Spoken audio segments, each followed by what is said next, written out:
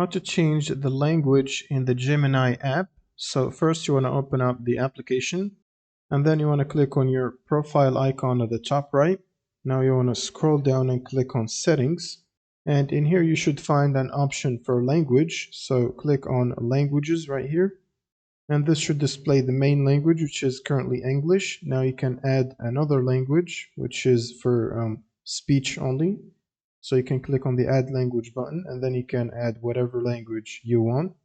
And if you don't see the languages option right here, first you want to go to the settings on your mobile device, and then you want to search for language, and then click on the language option here, and then click on language to change the system language.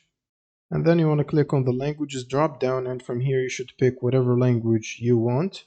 And once you pick a language, your phone might need to restart. And if it restarts, then you want to open up the Gemini app again. And once you reopen Gemini, it should change the language to match your mobile device language. And that's pretty much it for this video. Subscribe if you find this helpful, and see you in the next one.